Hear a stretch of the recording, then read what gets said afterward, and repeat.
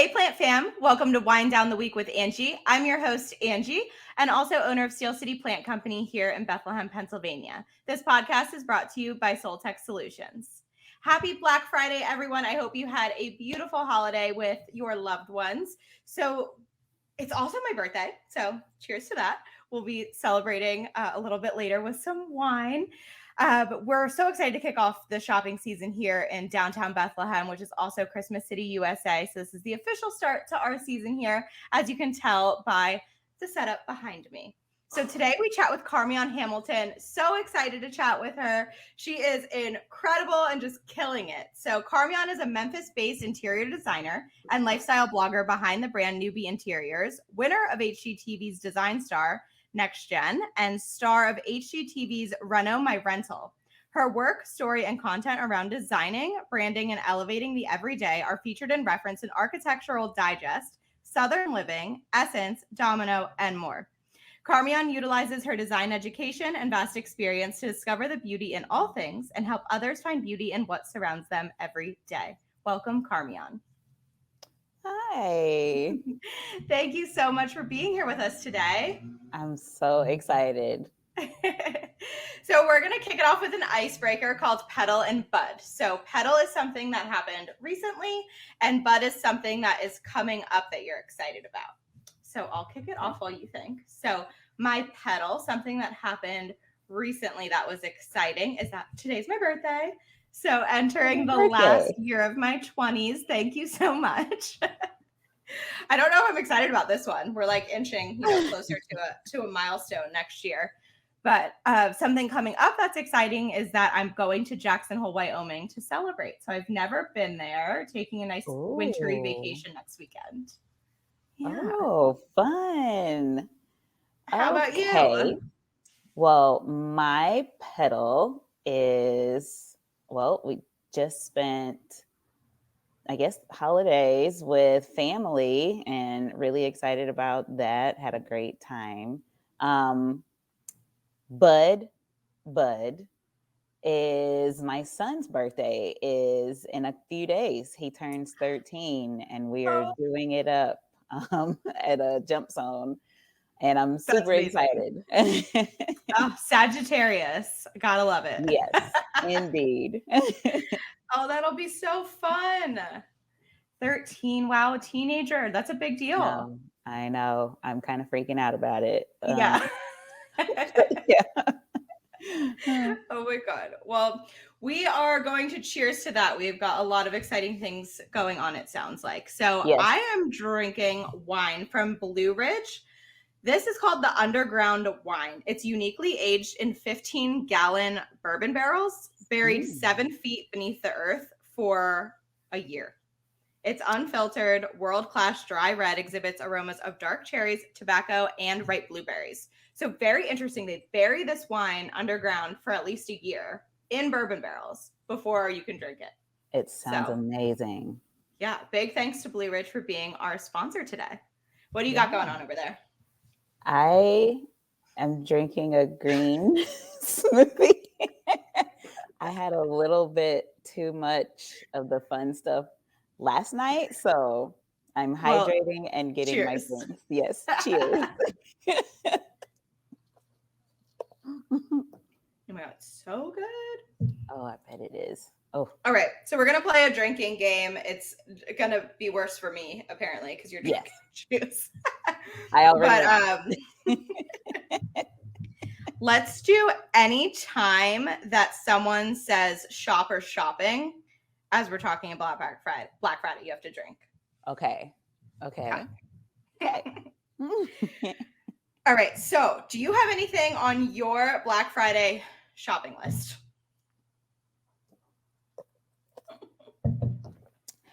I do not. I am one of those people that are like diehard.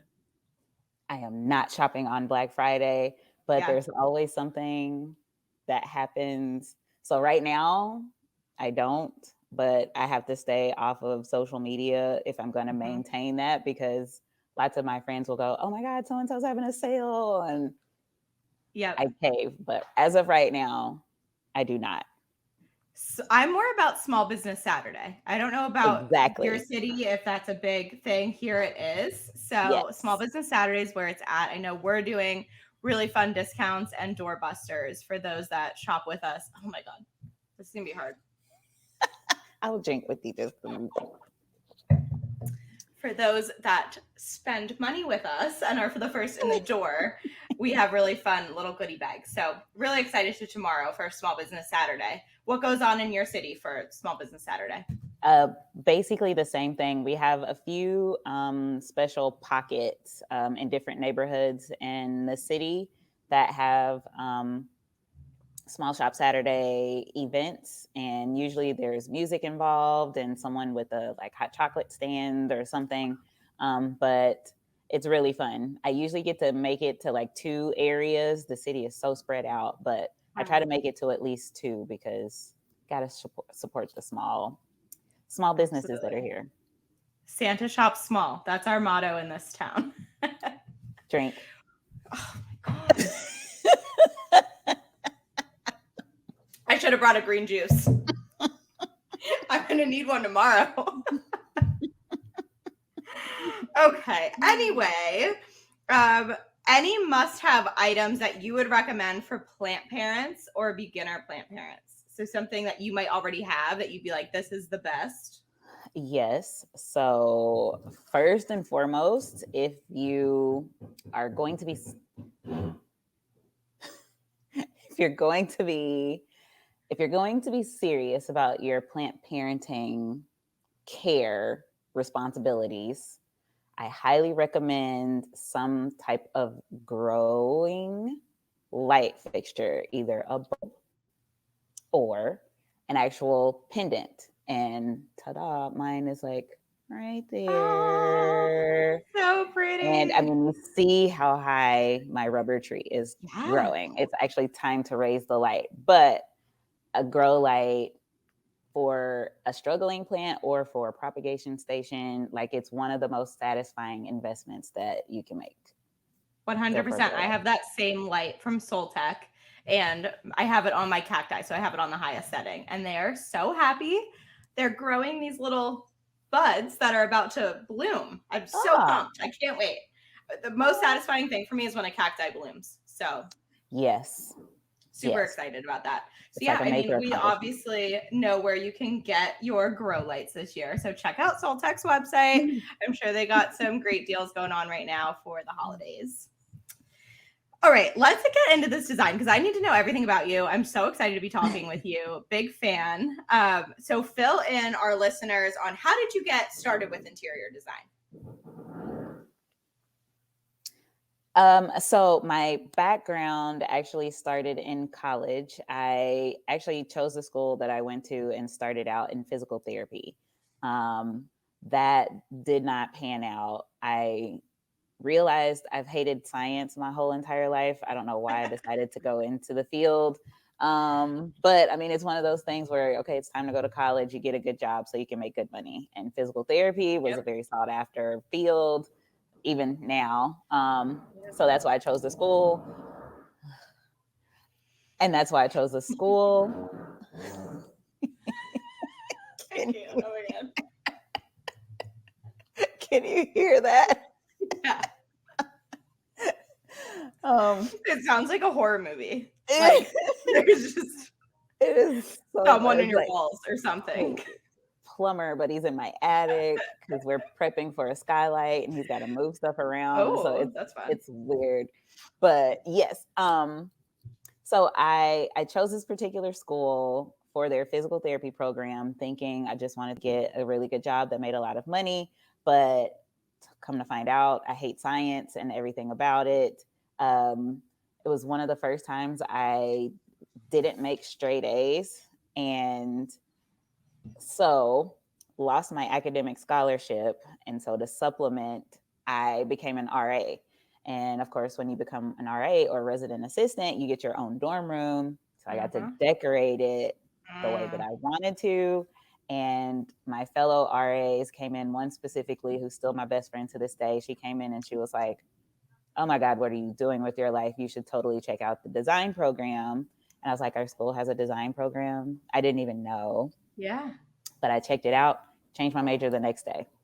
Wow. It's so crazy to think about what our lives would look like if we ended up doing the same thing we went to college to do. Oh my gosh. I Yeah. think there'd be a lot of unhappy citizens of the world. I wanted to be like a magazine journalist editor for, and I didn't really think at the time that print was not going to be what it is now. Like, no idea. We didn't see that coming. Like, well, good thing I didn't do that. Stuck to business. So, how do you think about plants when it comes to interior design? Oh, they are 100% effective in bringing a space to life. It's one of those things where I tell my clients, and especially working with other designers, like a beautiful space is wonderful once you do wallpaper and paint and get furniture in it and all that good stuff. But that space doesn't feel alive until you put living things in it. You have to have some kind of real life connection to something that's living and breathing. And the first time you put a plant in an image of a space, that image is completely more attainable and approachable because people can understand that somebody's there. Like, it takes a human element for there to be a plant element. Like, someone had to put it there, someone is taking care of this thing. And so people just connect more with a space if there are living things in it. And so no space of mine is complete without several, if it's my house, but at least a plant or two, because they're integral to not only how the space looks and feels, but also to the health and well-being of the people that are going to be in those spaces.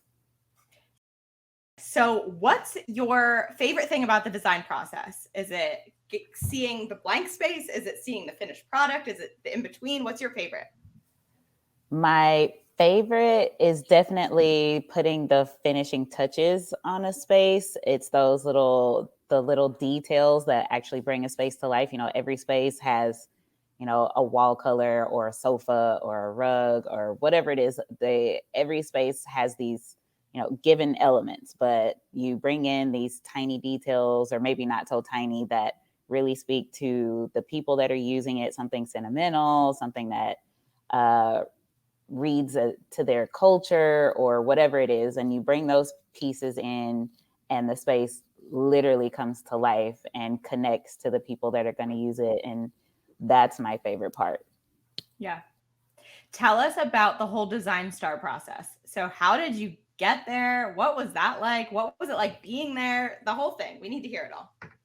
Well, I was found. I don't know how I was found, but I was approached via DM on Instagram as the producer, going, "Hey, I got a fun project. We'd love for you to interview for, or we're going through casting and blah blah blah." And originally, I was like, "No, thanks. Like, whatever." Yeah. But I had gone through lots of casting beforehand, so it's just not a very fun process when it leads to nothing. But he came back around. He was like, "No, please, we really think you'd be great for this project." Blah blah blah blah blah. So ultimately, I get on a Skype call. That turns into another Skype call. That turns into me recording videos of myself in my living room, and then another Skype call, and then I get a phone call later that's like, "Okay, we love you. We really want you to be a part of this show. Thank you."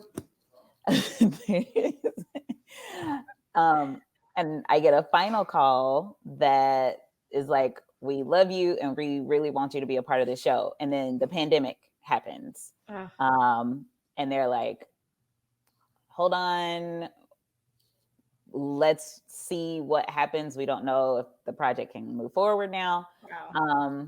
So this, I got the DM probably February of last year. It was right at the beginning of March, like 1st of March, when I got the "yes, we want you to be a part of the show" kind of thing. You're part of the final group that we're considering. And then a couple of weeks later, the world shuts down and they're like, we'll get back to you. And it was May when they said, we're still trying to figure it out. And so the whole summer went by. And Wow. July, late July, early August is when I got the call that said, okay, you have been cast. Here's the actual project. That's when I found out it was actually Design Star. I had no idea what the project Oh my was prior to, which is also weird. But they were like, yeah, it's a competition show and you'll have to come to LA and blah, blah, blah. And I was like, a competition show? I don't want to do a competition show. I don't know if I want to compete. I just want my own show.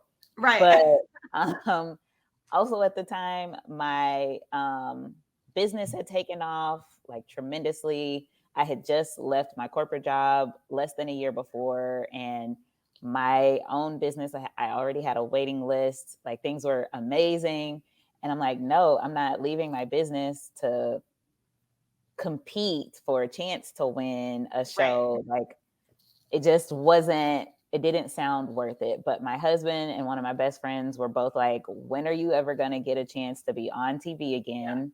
Yeah. Also, you have a design business that you can have as long as you want. Like you have clients now, you'll have clients later. It's going to be okay. It's going to be fine. And so I went. My husband was amazing. It was like, I'll take care of the house. I got the kid. Don't worry about anything. Just go be great. And I got there. You don't know who else is on the show. You're basically check into a hotel and you hear nothing. At the time, we heard nothing for 3 days because we had to quarantine and pass COVID tests and everything. But we ultimately did not meet each other until we walked on the set. So they kept us all separated and on ice, as they call it.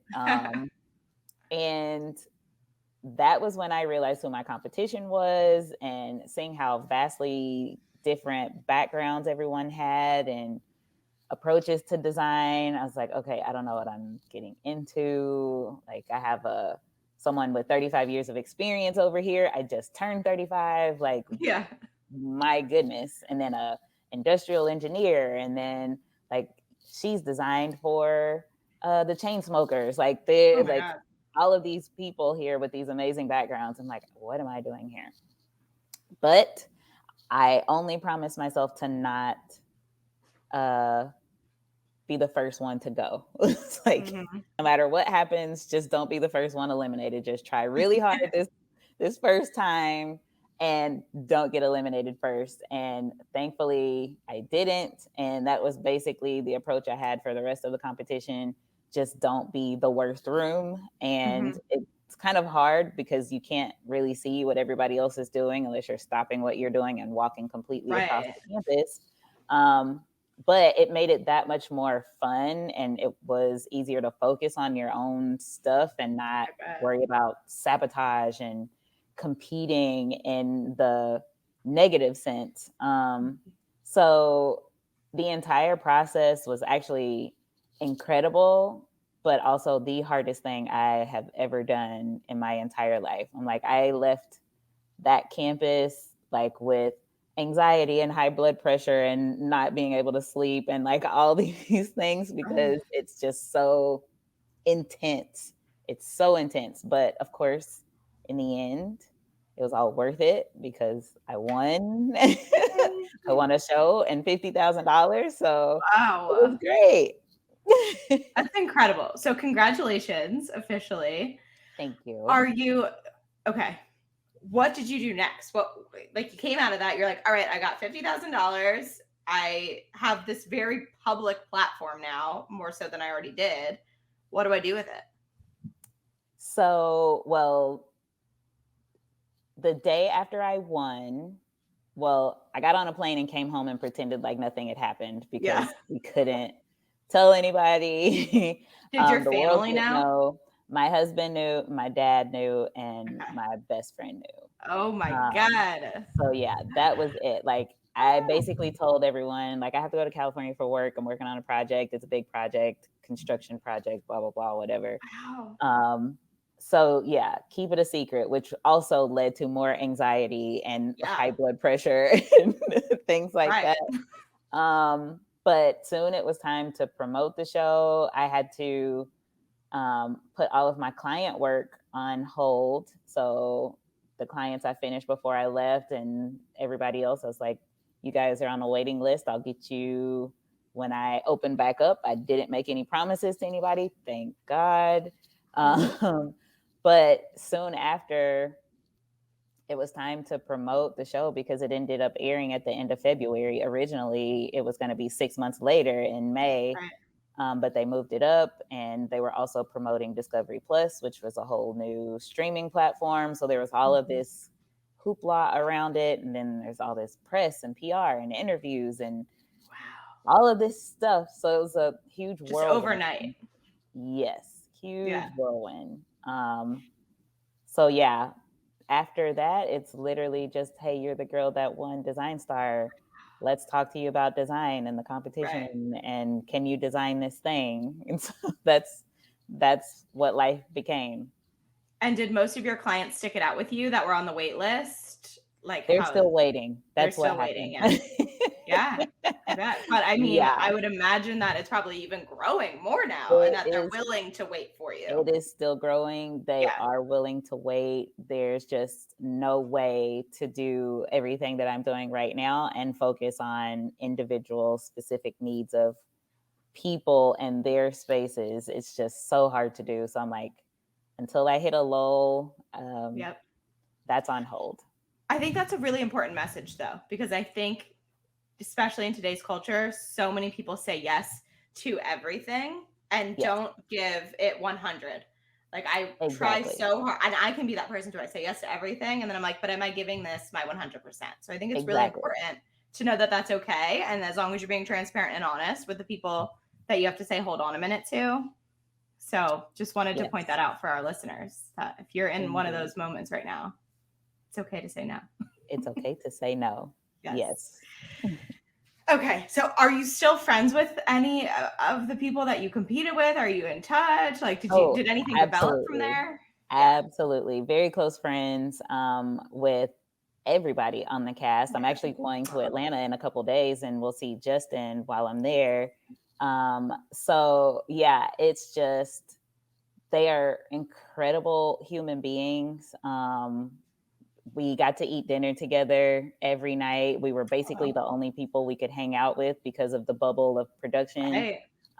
So we just clung to each other, which is another reason why it was such a great experience. We walked away with, 7 new friends. And so, yeah, they are all incredible. And they're super supportive, especially of me now. They've helped promote my show and everything. So great. Yeah, let's dive into that. Tell us about Reno, my rental. Yeah. So 2 weeks after winning Design Star, I came home and I got a call and they're like, you ready to talk about your show? And I was like, oh, it's time to do this already. Like now? So it was like right now. So we went through a full-on development process. Like, what do you want to do? What do you envision your show being like? And of course, the network has their own ideas for what they want.